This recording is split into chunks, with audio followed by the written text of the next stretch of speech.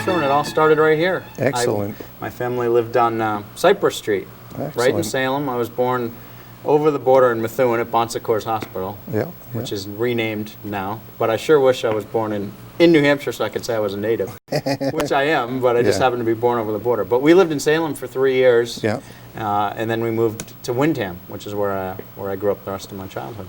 Yeah, well, my first job, right after I graduated in 1990, was with a company called the Sports News Network. Is that right? They were like a poor man's ESPN. They were trying to do the same things, but they didn't have enough money. So it started in Washington, D.C., actually in Arlington, Virginia. We were on the 24th floor of the USA Today building, which was really neat because the planes go right by the building as they go on approach to Reagan Airport. Wow. And you can look across over the Potomac River, I guess it is, to all the monuments. And so I thought I was a big shot right out of school, working at this great company in the USA Today building. Well, they went bankrupt after 6 months, and I was back working at Everything Yogurt in the mall in New Hampshire. After I did that for 4 or 5 months, I got a job actually on air in Martinsburg, West Virginia. Excellent. For a Fox affiliate, and that's where it all started. Yeah, and how long were you there for? 3 years, and then the place went bankrupt. Oh, was that It's kind of a theme that you'll see in my career. Well, let's hope that it's not the case for WMUR. No, we're solid ground up there. Excellent. But where did you meet your wife, Jean Mackin? Jean Mackin is a Channel 9 anchor. She anchors from 5 to 6, the news. Right. We met at Ithaca College. Is that right? It's our third station together. Now, where was she born and raised? Potomac, Maryland. Is that right? Yeah, outside Washington. So you met at the college. Were you both taking the same type of courses? I was actually a teacher assistant for a class that she was taking. Yeah. And we got to know each other a little bit that way. And then the next year, we became friends. The next year, we had a class together where we had to work on a lot of projects closely. And right. And that's where it sort of all started.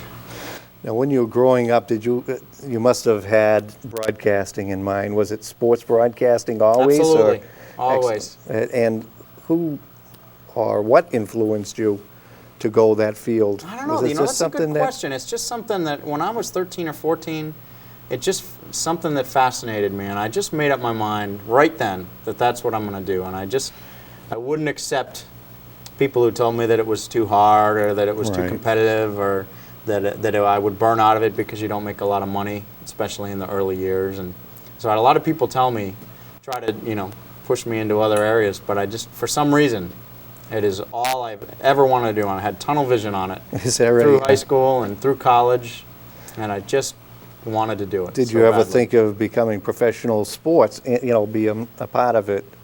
Like in baseball or softball? I pretty much knew that I wasn't that good of an athlete. Okay. And I never thought about getting into management or anything like that, coaching.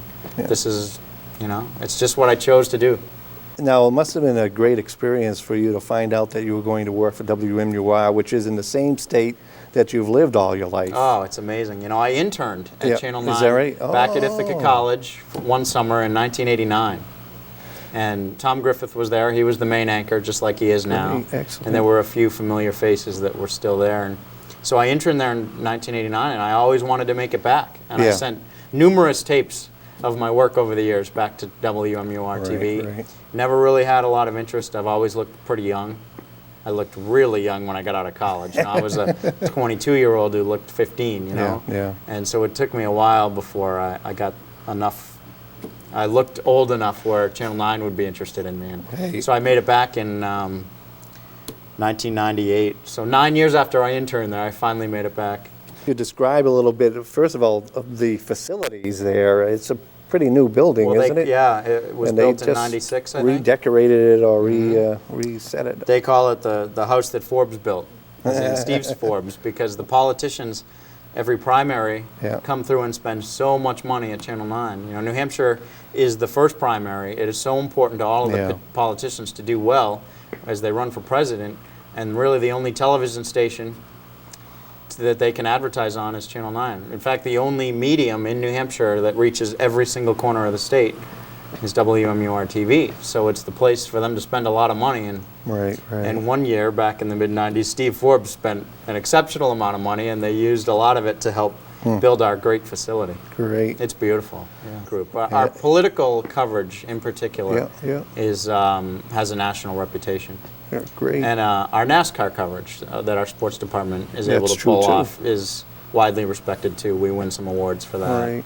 So those are two big events that we have in New Hampshire: the NASCAR races and obviously the primary. And so that's two main areas of focus for the station. Do you want to talk a little bit about your parents? Sure. Okay. Yeah, absolutely. All right. My mom is great. Martha Staton is still living in the same house that I grew up in Windham. Yeah. And we're members of the First Congregational Church. Excellent. Was where I was baptized, and so you still visit that's where there my once in a family while? goes. Yeah. You've done other things, like for instance, the Don Zimmer tribute. Well, Don Zimmer for years has had a great relationship with the town of Windham and their baseball program, because his daughter, Donna Malika, lives in Windham, and she's got kids that play baseball and softball, and her husband's brother is another Malika, and they've got kids. In fact, I played with one of them, Bobby Malika, coming Is up that through the right? Windham baseball system.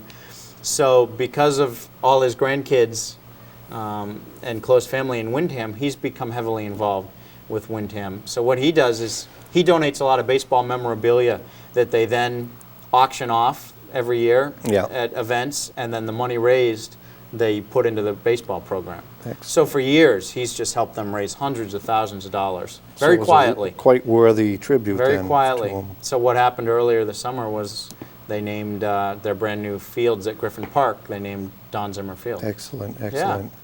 And of kinda course, neat. again, you were there, you were a part of that. And Rico, I think Rico Petroselli was there. Rico was there, and Joe there Torre, was- yep, the Yankees manager, was there, and Mel Excellent. Stottlemyre, the Excellent. Yankees pitching coach now. And I remember, in fact, I found a picture recently of my Little League days in Windham. Yeah. There's a picture of the Red Sox team that a friend of mine was on, a couple of friends, and Don Zimmer's in the team photo. Excellent. And that's, you're talking mid-'70s. Wow.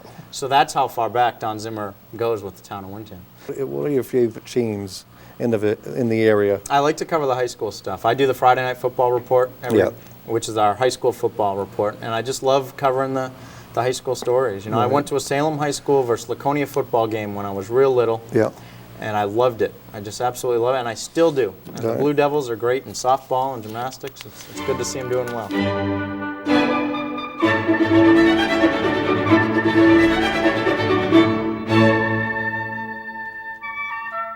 And at the Stockbridge Theatre, right here in Derry, New Hampshire, we have Just check. my friend Jamie Staton here. Thank you, Jamie. You look great. You look great, Thanks. Larry.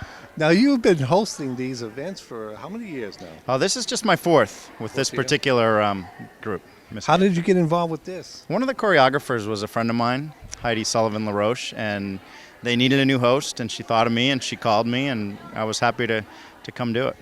Now you're a graduate of Pinkerton? Right? This great school. This course wasn't here when I was here. This theater, and for that matter, the field house, but it's a great school. May I ask what year you graduated in? It was before 1990. Can I just say that? Okay, sure, After sure. 85 in there.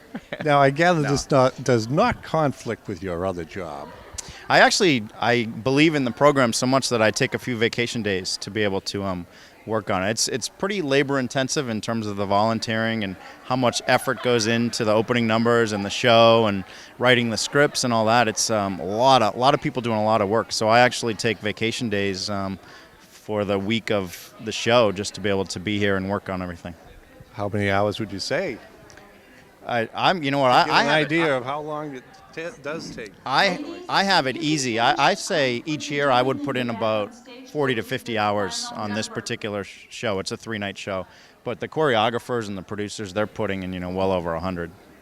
And just quickly, how are things going at MUR? Channel 9 is great. It's just a dream place to work, and we're having a lot of fun. We have great stuff coming up all summer long. The Fisher Cats are just getting rolling. Playoffs and a lot of the sports coming up, so everything's great. Great. Thank you very much. Thanks, Larry.